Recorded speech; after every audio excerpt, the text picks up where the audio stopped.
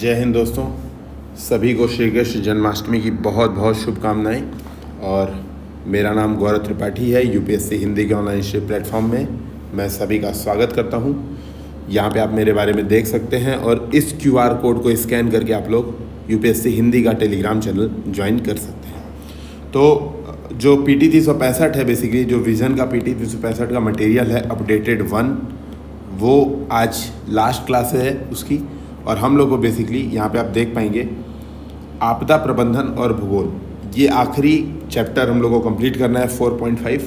ठीक है, यानी इसके पहले के सारी चीज़ें कंप्लीट पीटी 365, ठीक है, यहाँ पर आपका यूपीएससी हिंदी के प्लेटफॉर्म पे हो चुका है। आप लोग प्लेलिस्ट देख सकते हैं जो लोग नहीं देखे हैं, और इसे कंप्लीट कर सकते हैं। जो सेकेंड वाला इंग्लिश वाला पीडीएफ आया है उसको भी आज शुरुआत कर दी जाएगी, उसका भी प्रारंभ हो जाएगा। तो स्टार्ट करते हैं बिना किसी देरी के। बाढ़ प्रबंधन पहला टॉपिक है। आपको पता होगा नीति आयोग ने देश में बाढ़ प्रबंधन रणनीति पर एक रिपोर्ट जारी की है। मेरे हिसाब से यही सबसे महत्वपूर्ण चीज़ है यूपीपीसीएस के लिए कि किसने बाढ़ प्रबंधन पर एक रणनीति जारी की है। जनरली हमारे दिमाग में क्या आता है कि कोई राष्ट्रीय बाढ़ आयोग होगा या फिर जल शक्ति मंत्रालय होगा, लेकिन ध्यान में रखना है कि नीति आयोग ने बाढ़ प्रबंधन रणनीति पर एक रिपोर्ट जारी की है, स्ट्रेटजी फॉर फ्लड मैनेजमेंट। ठीक है, किसके द्वारा जारी की गई है? नीति आयोग। तो सिंगल लाइनर क्वेश्चन जैसा यूपीपीसीएस में बनता है वो यहीं पे बनता है। यहाँ पर दिया है बाढ़ का कारण। ठीक है, ये आप लोगों को पता ही होगा, मेंस के लिए आप लोग पढ़े ही हैं, तो इसमें मैं डिस्कशन नहीं करूँगा। ठीक है, बेसिक जियोग्राफी का क्वेश्चन है कि क्यों बाढ़ आती है ना, बाढ़ के क्या कारण होते हैं, तो ये आप देख पाएंगे इसको। ठीक है, इस पर देखिए, इस पर बोला गया है, यहाँ पर आप पढ़ेंगे थोड़ा सा यूपीएससी के लिए थोड़ा सा समझिए इसको।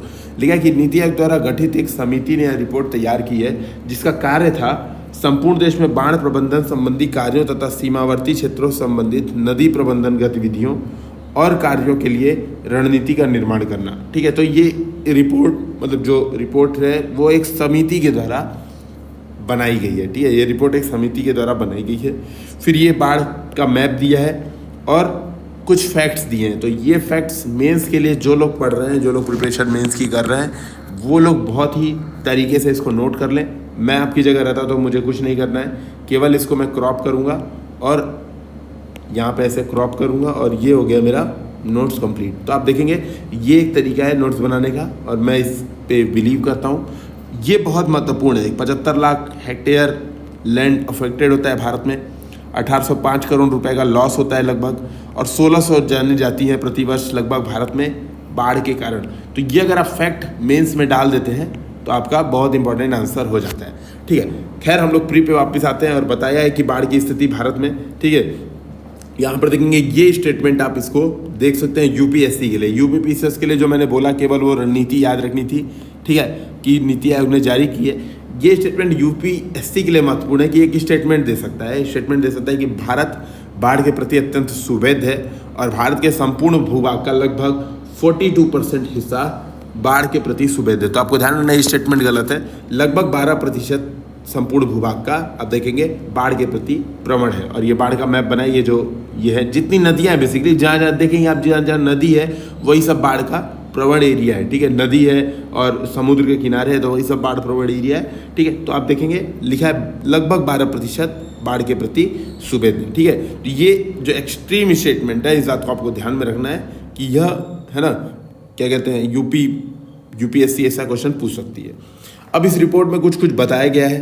ठीक है, तो क्या है, अब ये भी एक महत्वपूर्ण चीज़ हो जाती है, खास तौर पे यूपीएससी यूपीपीसीएस दोनों के लिए बहुत महत्वपूर्ण ये चीज़ हो जाती है। जैसे आप देखेंगे बाढ़ नियंत्रण किसी भी सूची में वर्णित नहीं है। यानी संविधान, आपको पता होगा संविधान की 7वीं अनुसूची में 3 सूचियां हैं, संघ सूची, राज्य सूची, समवर्ती सूची।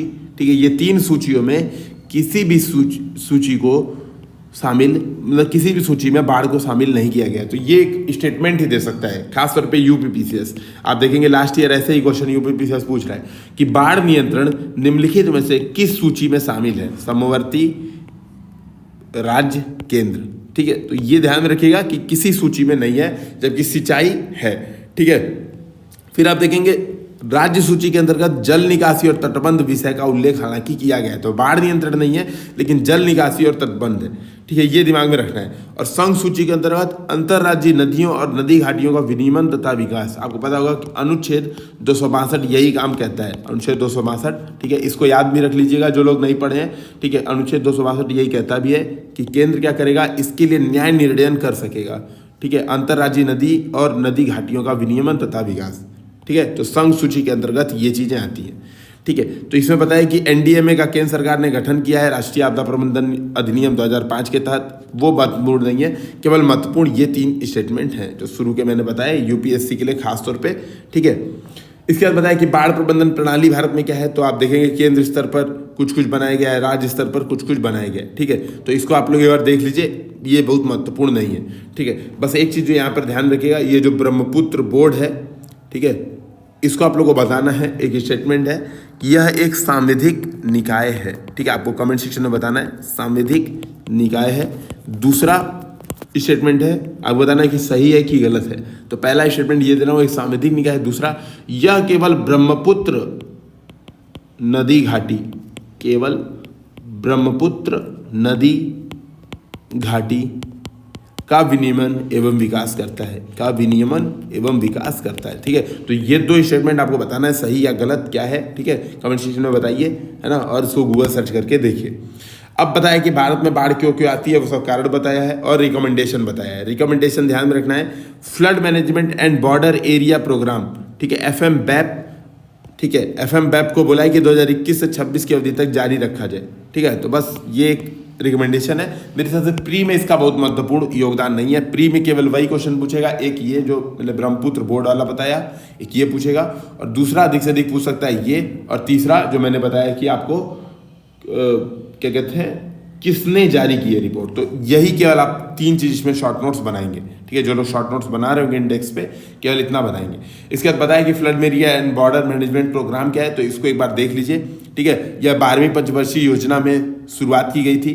बेसिकली 2 योजनाएं थी, बाढ़ प्रबंधन योजना यानी फ्लड मैनेजमेंट प्रोग्राम, देखिए एक फ्लड मैनेजमेंट प्रोग्राम और बॉर्डर, ठीक है। इधर आप देखेंगे दूसरा क्या है, river management activities and work related to border area, ठीक है। तो यही तो इनके क्या work related to border area को मिला के flood management and border area program बना दिया गया। तो 2 योजनाओं को मिलाकर एक योजनाएं 12वीं पंचवर्षीय योजना में कर दी गई थी, ठीक है। ये देखेंगे।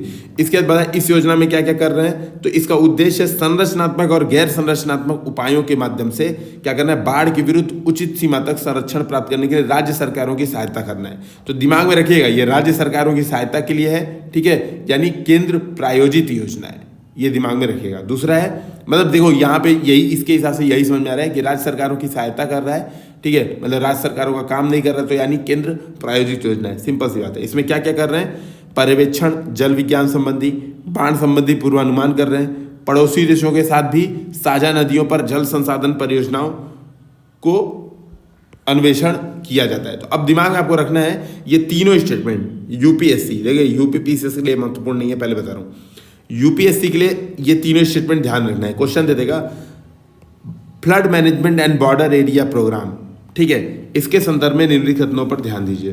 पहला, यह पड़ोसी देशों के साथ साझा नदियों पर जल संसाधन परियोजनाओं का अन्वेषण की आवश्यकता को देखता है। पहला स्टेटमेंट दे देगा, आप लोगों को लग जा रही यार ये तो flood management and border area program है, ये कैसे पड़ोसी देशों के साथ मिलत जुलत हुई, तो आप लोग क्या करेंगे, इसको गलत मान लेंगे, नहीं, लेकिन ये सही है क्योंकि पड़ोसी देशों के साथ भी देखता है, ठीक है। तो ये बात दिमाग में रखिएगा। बाकी तो जो स्टेटमेंट आएगा वो नॉर्मल आएगा, वो आप पढ़ सकते हैं, कोई महत्वपूर्ण नहीं। अगला है क्लाउड बर्स्ट, और ये हम लोग जब मेंस का प्रोग्राम चल रहा था तो बेसिकली यहीं से वो क्वेश्चन उठाया गया था। तो ये जो मेंस में क्वेश्चन पूछा गया था कि क्यों पर्वतीय इलाकों पर क्लाउड बर्स्ट ज़्यादा होता है, और जो लोग मेंस का आंसर लिख रहे थे, अगर आप देखेंगे यहाँ पर, है ना, पूरा वही चीज़ है ही, मतलब पूरा वही चीज़ बताया गया है कि क्यों पर्वतीय इलाकों पे ज़्यादा होती है, ठीक है, पर्वतीय इलाकों पर क्यों इनके घटित होने की संभावना ज़्यादा होती है, यही पूछा गया था और उसी को एक्सप्लेन करके बताया है, ठीक है। ये मेरे हिसाब से प्री के लिए महत्वपूर्ण नहीं है, ये मेंस के लिए महत्वपूर्ण है, ठीक है। बादल फटना, बस इतना जान लीजिए जो प्री के लिए क्या महत्वपूर्ण है कि बादल फटना क्या होता है, वो होता है 1 घंटे की अवधि में 20-30 वर्ग किलोमीटर के क्षेत्र में 100 मिलीमीटर की वर्षा को बादल फटना IMD, इंडियन मेटीरियोलॉजिकल डिपार्टमेंट, यह क्या करता है, परिभाषित करता है। ठीक है, तो ये दिमाग में रखिएगा। अब आप लोगों को बताना है कि IMD जो इंडियन मटेरियल डिपार्टमेंट है, इसका जो सेंटर है, जो केंद्र है, वो कहाँ पर है। UPPCS 2021 के लिए महत्वपूर्ण है ये बात। ठीक है, तो आपको बताना है कि सेंटर इसका कहाँ पर है, ये कमेंट सेक्शन में बताइए। दिमाग में रखिएगा 100 मिलीमीटर वर्षा 20-30 वर्ग किलोमीटर में 1 घंटे में, इसको हम लोग बोलते हैं बादल फटना। ये डिफिनीशन बस महत्वपूर्ण है। बताया है कौन कौन से कारण हैं, तो निर्वनीकरण ये सब बताया है। ठीक है, जलवायु परिवर्तन सबको पता ही है, इसमें कोई महत्वपूर्ण चीज़ है नहीं। ठीक है, वो पता ही है। और उसको क्रियाविधि समझाया है। ठीक है, कि गर्म वायु ऊपर जाती है, यहाँ पर हवा की कमी होती है तो जल का संकेंद्रण होता है, फिर उससे क्या होता है, अचानक भारी वर्षा होती है और खड़ी ढाल होने के कारण और वनस्पति कम होने के कारण वो क्या करती है, बादल फटने की परिघटना जन्म देती है। ठीक है, और यही हम लोग ने बेसिकली यही एग्जैक्ट पूछा था हम लोग ने, जब हम लोग का मेंस का प्रोग्राम चल रहा था प्रीलिम्स से पहले। अभी उसमें हॉल्ट है, प्रीलिम्स के अगले दिन से फिर से स्टार्ट हो जाएगा। ठीक है, तो आप देखेंगे उसमें यह क्वेश्चन हम लोग ने पूछा हुआ था। ठीक है, अब अगला है एटलांटिक मेरिडियनल ओवरटर्निंग सर्कुलेशन। बताओ, इसका नाम नहीं पढ़ पा रहे तो ये समझाएंगे कैसे हम। ठीक है, खैर कोई बात नहीं, समझा देंगे। देखिए, जो मुझे चीज़ पता है मैं वो बता दे रहा हूँ, फिर यहाँ पे बता दे रहा हूँ। अटलांटिक मेरिडियनल ओवरटर्निंग सर्कुलेशन, ये यूपीएससी के लिए बहुत महत्वपूर्ण है। और यूपीएससी में स्टेटमेंट क्या पूछेगा, पहला, यह एक क्या करेगा, चक्रीय प्रवाह है। ठीक है, तो ये ध्यान रखिए, एक चक्रीय प्रवाह होता ही है जनरली। देखिए, अब इन्होंने सबको अलग अलग मतलब तरीके से सब लोग समझाते हैं, हालांकि ये भी वही तरीके से समझाएं। ठीक है, आप कहीं कोचिंग में पढ़ेंगे तो कुछ तरीके से बताएगा, कोई कुछ तरीके से बताएगा। बेसिकली वो चक्रीयता सिद्ध करनी होती है। तो बेसिक क्या होता है कि आप देखेंगे यहाँ पे अटलांटिक ओशियन है, ये जो अटलांटिक ओशियन है यहाँ पर, ये क्योंकि इसका कॉन्सेप्ट समझना जरूरी है। ठीक है, तो इसका हम लोग कॉन्सेप्ट ही समझते हैं। बेसिकली यहाँ पे जो अटलांटिक ओशियन है, यहाँ पर क्या है कि आप देखेंगे यहाँ पे आर्कटिक है, आर्कटिक रीजन है, यहाँ पे बर्फ खूब ज़्यादा है, और बर्फ खूब ज़्यादा है। और यहाँ पे क्या होता है, 2 प्रकार की प्रक्रियाएं होती हैं। ठीक है, एक होता है साल्ट रिजेक्शन, हम कह सकते हैं साल्ट रिजेक्शन, मतलब जो पानी है वो अपने से जल त्याग करता है। बेसिकली क्या होता है, जब जल जमता है, जब जल जमेगा तो क्या करेगा, वहाँ पर नमक बाहर फेंक देगा ना। कभी जल जमा के देखेगा तो नमक ऊपरी लेयर पे जम जाता है ना। कभी आप लोग वो खाए होंगे आइसक्रीम, पता नहीं खाते हैं कि नहीं खाते हैं, मैं तो खूब खाता हूँ। तो देखेंगे ऊपर सबसे पहले लेयर नमकीन लगती है, अगर आप नमक डाल के बनाए होंगे तो। ठीक है, तो बेसिकली जम जाता है ऊपर नमक। तो आप देखोगे कि जब जल जमता है तो साल्ट रिजेक्शन करता है, तो यहाँ पर साल्ट रिजेक्शन करता है। और साल्ट रिजेक्शन करेगा तो यहाँ पे जल की डेंसिटी बढ़ जाएगी बहुत ज़्यादा, और डेंसिटी बढ़ जाएगी तो क्या होगा, सिंक होगा। जल सिंक होने का मतलब नीचे बैठेगा, जमेगा तो नीचे बैठेगा। साल्टी जल जो है, बेसिकली जो जमा है वो तो ऊपर तैरेगा, लेकिन आप देखोगे जितना मान लो यहाँ पे जल था, इतना जम गया, तो ये क्या है, इसकी डेंसिटी बहुत बढ़ गई, इसमें नमक बहुत ज़्यादा बढ़ गया, पूरा तो जमेगा नहीं, तो ये क्या करेगा, और नीचे बैठना शुरू हो जाएगा जल। ठीक है, तो यही यहाँ पर हो रहा है। ये जल जो है यहाँ पर बहुत ज़्यादा डेंसिटी और बहुत ज़्यादा भारीपन के कारण ये जल नीचे बैठता है। और ये जल नीचे बैठता है तो ये क्या होता है, अटलांटिक डीप वाटर। देखिए यहाँ पे लिखा है नॉर्थ अटलांटिक डीप वाटर। ये यहाँ पर नॉर्थ अटलांटिक डीप वाटर के रूप में ये यहाँ पर चलना शुरू करता है। और बेसिकली जैसे जैसे समुद्र ये नीचे जाता है, अब देखो नीचे गया तो क्या होगा, नीचे जाते जाते इसकी डेंसिटी में फिर से चेंज आएगा, और डेंसिटी में चेंज आएगा, नीचे जाते रहते वो गर्म होना शुरू होगी, है ना, और समुद्र की स्थलाकृतियाँ होंगी। इसके कारण वो क्या होता है, एक प्रवाह के रूप में बनना है। बेसिकली आप देखोगे यहाँ पर, देखो ये मान लो खूब बड़ा सा एक वाटर बॉडी है, खूब बड़ी सी वाटर बॉडी है, यहाँ पर आपने जल को प्रेस कर दिया, समझ लो ऐसे जल को प्रेस कर दिया, तो यहाँ पर एक गड्ढा होगा, सीधी बात है, यहाँ पर गड्ढा हो जाएगा। तो गड्ढा होगा तो यहाँ पर प्रतिपूर्ति की धाराएं भी आ जाएंगी बेसिकली, है ना। तो ये प्रतिपूर्ति की धाराएं आ जाएंगी, और ये क्या होगा, ये जल कुछ समय बाद उठना शुरू हो जाएगा। जब नीचे प्रेस होगा तो एक लिमिट तक ही तो नीचे प्रेस होगा, उसके बाद उठना शुरू हो जाएगा, चाहे इसकी डेंसिटी चेंज हो गई हो, चाहे गर्म हो गया हो, या फिर कई बार ये भी होता है कि जो आपने बर्तन में रखा था उसकी स्थलाकृति, बेसिकली वो बर्तन कैसा था, अगर वो बर्तन ही ऐसा रहेगा मान लो, क्योंकि समुद्र भी आप देखेंगे उबड़ खाबड़ है, इस कारण से वापस उठना शुरू हो जाता है, डेंसिटी में चेंज होनी शुरू हो जाती है, फिर ऊपर जाता है। और ये क्या होता है, एक सर्कुलर आप कह सकते हो कन्वेयर बेल्ट, इसको हम लोग बोलते हैं कन्वेयर बेल्ट की तरह एक सर्किल चालू हो जाता है। तो ये ऐसे देखो, ये जल यहाँ से बैठ रहा है, ऐसे ऐसे बैठ रहा है, यहाँ पे प्रतिपूर्ति की धाराएं भी जा रही हैं, ये बैठते बैठते ऐसे ऐसे गया, यहाँ से इंडियन ओशियन में ये गया, ठीक है, फिर ये चला गया एक, फिर यहाँ से चला गया ऐसे, है ना, ये अलग अलग तरीके से ऐसे जा जाके बेसिकली आप देखोगे कई तरीके से ना, एक तो यहाँ से घूम गया है ये, और एक गया यहाँ से, ये यहाँ से घूम के गया, ठीक है। तो दो रास्ते से ये घूम घूम के जल गया है और इसी कन्वेयर बेल्ट को जो पूरे दुनिया को जोड़ रखी है, इसको बोलते हैं हम लोग एटलांटिक मेरीडोनियल ओवरटर्निंग सर्कुलेशन, ठीक है। इसको AMOC बोलते हैं। वही बात यहाँ पर उसको समझाई हुई है, जो बात मैंने आपको बताई उसी को समझाएगा। यहाँ पर एक महत्वपूर्ण बात पढ़िएगा, लिखा गल्फ स्ट्रीम विगत एक सहस्त्राब्दी के पश्चात सबसे कमजोर अवस्था में है, जो कि जलवायु में आए व्यापक बदलाव को संभालित कारण इसका माना जा रहा है। तो जलवायु परिवर्तन को ये माना जा रहा है कि गल्फ स्ट्रीम सबसे कमजोर। अब देखो ये बेसिकली ये नीचे पनिया बैठ रहा है, तो यहाँ पे एक तो ऊपर जो प्रतिपूर्ति की धारा जा रही है वो गर्म धारा जा रही है। अब सोचो ये प्रतिपूर्ति की धारा कम हो जाएगी तो सीधी बात है ये जो नीचे बैठ रहा है ये भी कम हो जाएगा, है ना। अब नीचे बैठ, या तो उल्टा समझ लो, चलो उल्टा समझ लेते हैं। नीचे अगर कम बैठेगा तो ये प्रतिपूर्ति की धाराएं भी कम जाएगी और स्लो हो जाएगी। और नीचे कम क्यों बैठ रहा है? क्योंकि वहां पे ठंडा कम हो रहा है, ठीक है। इसको ठंडा कम मिल रहा है वहां पे, इस वजह से नीचे कम बैठ रहा है। तो सिंपल सी बात है कि जलवायु परिवर्तन एक कारण है कि एटलांटिकल जो कंप्लीट सर्कुलेशन ही है वो अपने आप में स्लो पड़ रहा है। फिर इसने बताया कि हालांकि क्या होता है कि नेचर जो है, अब देखोगे नेचर क्या होता है, बैलेंस करने का प्रयास करता है, नेचर संतुलन करने का प्रयास करता है। तो संतुलन कैसे करता है? क्या हो रहा है यहाँ पर, एक परिघटना हो रही है कि इंडियन ओशियन में बारिश ज़्यादा हो रही है ना। इंडियन ओशियन में बारिश ज़्यादा हो रही है। अब इंडियन ओशियन में बारिश ज़्यादा हो रही है तो क्या हो रहा है, यहाँ से जो वायु है, आर्द्रता, हर जगह से वो आर्द्रता खींच रहा है और यहाँ पे बारिश ज़्यादा हो रही है। अब यहाँ पे आर्द्रता खींचेगा तो यहाँ पे सीधी बात है, यहाँ पे सूखा हो जाएगा, सूखा हो जाएगा। और सूखा हो जाएगा तो क्या होगा, वर्षा होगी नहीं, यानी जल में लवण बढ़ जाएंगे, और लवण बढ़ जाएंगे तो डेंसिटी फिर से बढ़ जाएगी जल की।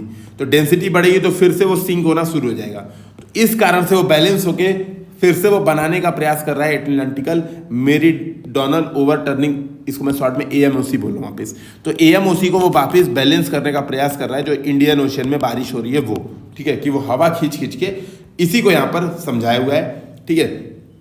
उत्तरी अमेरिका महाद्वीप के पूर्वी तट और यूरोप के पश्चिमी तट की जलवायु को प्रभावित करता है AMOC। यूरोप में गर्म और मृदु मौसम का अनुभव किया जाता है। बेसिकली यही आप देखोगे, जो गल्फ स्ट्रीम है, ये गल्फ स्ट्रीम जाती है तो यहाँ पे गर्म, यहाँ पे भी इंग्लैंड में भी यहाँ पे गर्म मौसम यहाँ पर बनाती है, ठीक है। तो ये आप इसको इस बार पढ़ लीजिएगा। फिर बताया हिंद महासागर और अटलांटिक AMOC कैसे जुड़ा हुआ है, तो उसको देखिए वही बताया कि बोल रहा है कि हिंद महासागर में तापमान संबंधी वृद्धि से AMOC को बढ़ावा मिल रहा है, ठीक है। इंडियन ओशियन में टेम्परेचर बढ़ रहा है, इसका मतलब यहाँ से बारिश हो रहा है, ठीक है, और उसको समझा रहा है। अतिरिक्त वर्षण होगा जिससे इस क्षेत्र में अटलांटिक सहित विश्व के अन्य हिस्सों से अधिकाधिक वायु होगी तो वहाँ पे बारिश कम हो जाएगी, जिससे जल की लवणता में वृद्धि हो जाएगी। तो जो विलंबन हो रहा था, है ना, वह मतलब जो मंद हो रहा था वह डिले हो रहा है। बेसिकली जो स्लोनेस आ रही थी AMOC में वो इसके कारण डिले हो रहा है। वही बात मैंने ऑलरेडी आपको समझा दी है, ठीक है। अब इसको आप लोग देख लीजिएगा ये क्या चीज़ है ना। बस अब UPSC वाले एक तो कॉन्सेप्ट समझ में आ गया AMOC, ये देख लीजिए, कमजोर हो रहा है AMOC, स्लो हो रहा है, तो इसका इम्पैक्ट क्या पड़ेगा, ये महत्वपूर्ण है, ठीक है। UPSC के लिए पहले तो AMOC समझ में आ गया, वो महत्वपूर्ण था। दूसरा इसका इम्पैक्ट क्या पड़ रहा है, तो वो महत्वपूर्ण है। तो क्या इम्पैक्ट है देख लीजिए इसको। संयुक्त राज्य अमेरिका के पूर्वी तट पर समुद्र जल का स्तर ऊपर उठ जाएगा, ठीक है, सीधी बात है, जल स्तर में वृद्धि हो जाएगी। यह ब्रिटेन को प्रत्यक्ष रूप से प्रभावित करने वाले तूफानों की संख्या में वृद्धि कर देगा और सर्दियों की तीव्रता को प्रचंड कर देगा। संपूर्ण यूरोप में लू और सूखा जैसी घटनाओं में वृद्धि कर देगा, ठीक है। इसके कारण उष्णकटिबंधीय वर्षा पट्टी के दक्षिण की ओर स्थानांतरित होने के कारण अफ्रीका के साहेल क्षेत्र में तूफानों तथा सूखा संबंधित घटनाओं की वृद्धि हो सकती है, ठीक है। तो साहेल रीजन है अफ्रीका का, वो सूखा और बाढ़ वहाँ पर आ सकती है, ठीक है। तो इसको आप लोग थोड़ा सा एक बार देख लीजिएगा। बेसिकली ये जो इसका इम्पैक्ट है ये महत्वपूर्ण है UPSC UPPCS के लिए। अगला देख लेते हैं हम लोग ग्लोबल फॉरेस्ट गोल्स रिपोर्ट। आपको ध्यान में रखना है ये UN देसा, United nation department of economics and social affair, इसका भी अफेयर चल रहा है, ठीक है। UN देसा है ना, अफेयर्स बोल दें क्या, पता नहीं, यही होगा। तो जो भी है UN देसा जारी करता है ग्लोबल फॉरेस्ट गोल रिपोर्ट 2021। संयुक्त राष्ट्र आर्थिक एवं सामाजिक मामलों के विभाग ने ग्लोबल फॉरेस्ट गोल 2021 जारी की है। केवल इतना ध्यान रखना है UPPCS वालों को, कौन जारी करता है, UN देसा, ठीक है, UN देसा जारी करता है। अब इसमें समझाया हुआ है ना, ये क्या है, परिवर्तित होते विश्व में वनों के महत्व को समझना, realising the importance of forest in the changing world, शीर्षक वाली रिपोर्ट जो है, इसका मतलब शीर्षक यही है इस रिपोर्ट का, ये क्या करें, वनों के लिए संयुक्त राष्ट्र रणनीतिक योजना के कार्यान्वयन वैश्विक स्थिति का प्रथम मूल्यांकन है। ठीक है, तो प्रथम यह मूल्यांकन है, इसको दिमाग में रखिएगा। इसमें बोला गया है कि रूपरेखा को वैश्विक वनों से संबंधित 6 लक्ष्यों के माध्यम से व्यक्त किया गया है। तो 6 लक्ष्य क्या है यहाँ पर देखिए, उसको बताया कि 6 लक्ष्य क्या क्या है, तो उसको आप लोग थोड़ा सा देख लीजिएगा। 6 लक्ष्य जरूरी नहीं है, ठीक है, मेरे हिसाब से आपको ये महत्वपूर्ण नहीं है कि 6 लक्ष्य कौन कौन से हैं। महत्वपूर्ण प्री के लिए क्या है, केवल UN देशा के ग्लोबल फॉरेस्ट गोल्स रिपोर्ट, ठीक है, ये महत्वपूर्ण है। अब यहाँ पे एक निष्कर्ष है, वो यूपीएससी के लिए महत्वपूर्ण है। जो इसका निष्कर्ष है वो यूपीएससी के लिए अत्यंत महत्वपूर्ण है। 2-3 स्टेटमेंट यहाँ पे पूछ सकते हैं। यूपीपीसीएस के लिए बिल्कुल मतलब महत्वपूर्ण नहीं है, और आप चाहें तो यहाँ पर वीडियो बंद कर सकते हैं, एकदम ये आपके काम का नहीं है, ठीक है। लेकिन चूंकि हम लोग दोनों साथ साथ में कर रहे हैं तो देखते चलिए, नुकसान तो नहीं होगा, है ना, कि आप तो पूछ ही दे। तो बोला है वर्ष 2000 में लगभग 14% की तुलना में 18% वनों को संरक्षित क्षेत्र में नामित किया गया। यानी जो संरक्षित वन क्षेत्र है उसका एरिया बढ़ा है। पहला स्टेटमेंट ये दिमाग में रखिएगा, संरक्षित वन क्षेत्र का एरिया बढ़ा है। फिर बोला 40% अक्षय ऊर्जा की पूर्ति वनों से होती है। ग्रामीण क्षेत्र के 40% से अत्यधिक निर्धन लोग वनों और सवाना क्षेत्रों में निवास करते हैं, ठीक है, तो ये दिमाग में आप रखिएगा, है ना। तो ये 3 जो स्टेटमेंट है ये यूपीएससी पूछ सकता है, 1-2 स्टेटमेंट को एग्जैगरेट करके। बेसिकली कैसे पूछेगा, देगा विश्व की 60% अक्षय ऊर्जा पूर्ति वनों से होती है, या फिर ऐसे दे देगा विश्व में 40% वनों को संरक्षित क्षेत्रों में नामित किया गया। तो दिमाग में रखना नहीं भाई, इतना नहीं किया गया, ठीक है। तो मतलब बेसिकली यहाँ से आपको ये बात समझनी पड़ेगी। वन लक्ष्य बताए हैं। अब अगली बात, अब ये हम लोग का जो लास्ट टॉपिक अब चल ही रहा है शायद, है ना, केवल रिपोर्ट आपको याद करनी है, उसके अलावा कुछ महत्वपूर्ण नहीं है, ठीक है। तो लाइन से देखते जाते हैं। फूड वेस्ट इंडेक्स रिपोर्ट कौन जारी करता है, यूएन। तो आपको क्या करना है, शॉर्ट नोट्स में केवल यही लिख लेना है, यूएनईपी की फूड बेस्ड इंडेक्स रिपोर्ट। हालांकि ये महत्वपूर्ण नहीं है, पहले बोला हूँ ये काम का नहीं है, लेकिन अब ठीक है, एक बार आया है तो देख ही लो, ठीक है, ये बात सीधी बात है। मेंस में ये स्टेटमेंट चाहे तो आप बता देना कि यूएनईपी की जो फूड वेस्ट रिपोर्ट थी वो बता रहा है कि 17% उपभोक्ताओं के लिए खाद्य पदार्थ व्यर्थ हो गया। देखिए 17%, 1/6 खाद्य पदार्थ व्यर्थ हो रहा है फूड वेस्ट रिपोर्ट के अंदर। तो केवल ये आपको दिमाग में रखना है, ठीक है। भारत में 50 किलोग्राम, है ना, और नाइजीरिया में 180 किलोग्राम प्रति वर्ष बताइए खाद्य नष्ट हुआ। खैर इसमें हम लोगों को जो क्वेश्चन पूछेगा वो यूएनईपी मैक्सिमम यही पूछ सकता है, इसमें कुछ महत्वपूर्ण प्री के लिए नहीं है।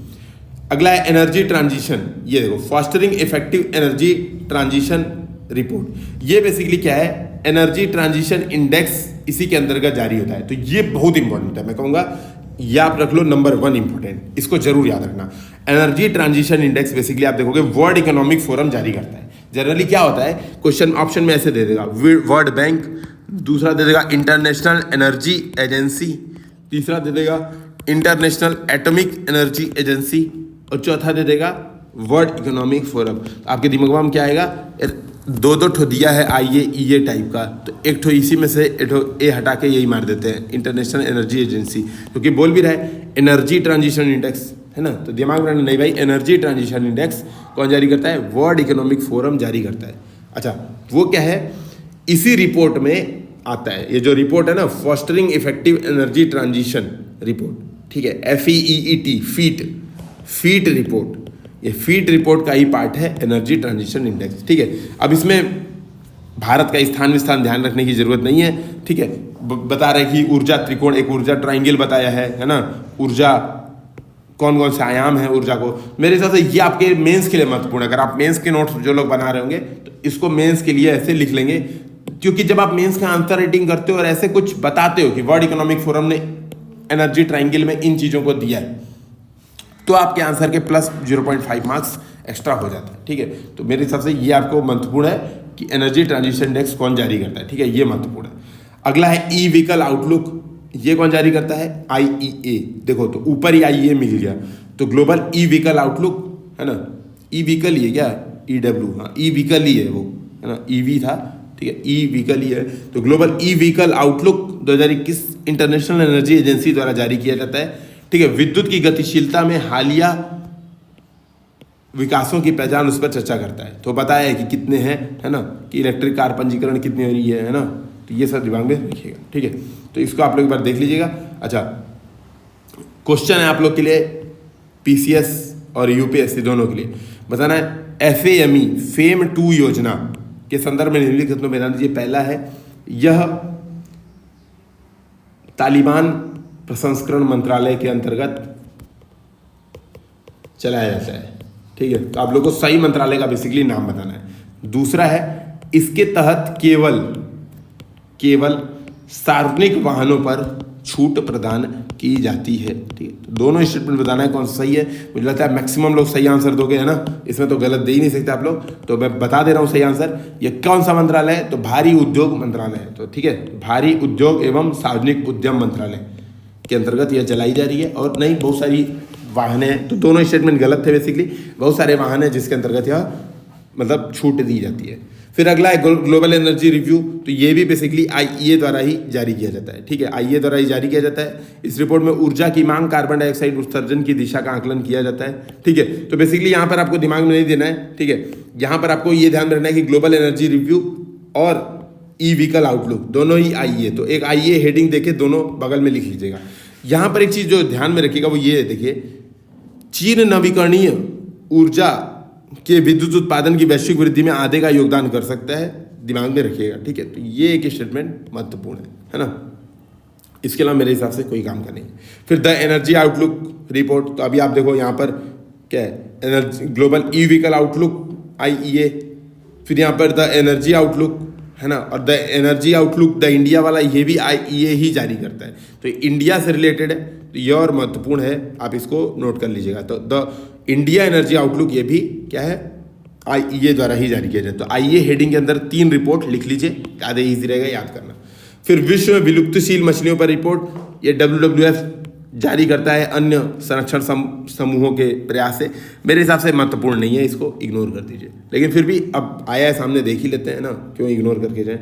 Making peace with nature report UNEP, ठीक है, making peace with report UNEP, इसमें 3 संकट बताए गए हैं, जलवायु परिवर्तन, जैव विविधता का ह्रास और प्रदूषण। मैंने आपको हिप्को से 6 बताए थे। हिप्को मुझे याद है, पहला जो लेक्चर था उसमें हिप्को के माध्यम से मैंने 6 बताए थे। इसमें बेसिकली क्लाइमेट चेंज, ठीक है, हैबिटेट लॉस यानी जैव विविधता का ह्रास और प्रदूषण पॉल्यूशन, ये 3 चीज़ों को ले लिया है। ठीक है, HPC को ले लिया इन्होंने। खैर, हम लोग को क्या ध्यान में रखना है, यहाँ पर ध्यान रखना है UPSC वाले, या फिर अगर आप कोई टेस्ट सीरीज दे रहे होंगे तो वहाँ पर ये हरकतें आपके साथ की जा सकती हैं कि सीधे क्वेश्चन दे देगा कि बताओ भाई UNEP द्वारा हाल में ही, ये सीधे जैसे UPSC वाले क्या करते हैं, जो आप पढ़े होते हैं वो दे देंगे, स्टेटमेंट दे देंगे, UNEP द्वारा हाल में ही making peace with nature report के संदर्भ में निम्नलिखित कथनों पर ध्यान दीजिए। पहला स्टेटमेंट, यह पृथ्वी पर परस्पर संबद्ध 5 प्रमुख संकटों, याद दे देंगे, कुल 2 प्रमुख संकटों पर ध्यान देता है, जो 2 प्रमुख संकटों पर ध्यान देता है। तो ध्यान रखना वो 3 है, जलवायु परिवर्तन, जैव विविधता का ह्रास और प्रदूषण, तो ये दिमाग में रखना है।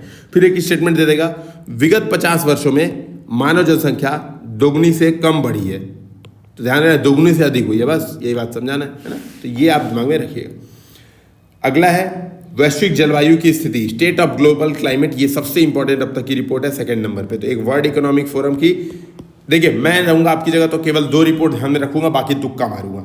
2 रिपोर्ट ध्यान में रखना है आपको, एनर्जी ट्रांजिशन इंडेक्स, ठीक है, वर्ल्ड इकोनॉमिक फोरम की, दूसरा मतलब पूरे में, दूसरा आप लोगों को वर्ल्ड मेट्रोलॉजिकल ऑर्गेनाइजेशन की, ये जो state of global climate report है। ये 2 रिपोर्ट आपको दिमाग में रखनी है, बाकी सब तुक्का था, इंडिया एनर्जी आउटलुक, वो सब आईईए, कुछ ई व्हीकल आईईए, कुछ जो नहीं याद आई तो मार के चल जाइएगा। ये दोनों याद रखिए, है ना, ये दोनों सबसे इंपॉर्टेंट रिपोर्ट हैं और ज़्यादा चांस है कि आप पूछेगा।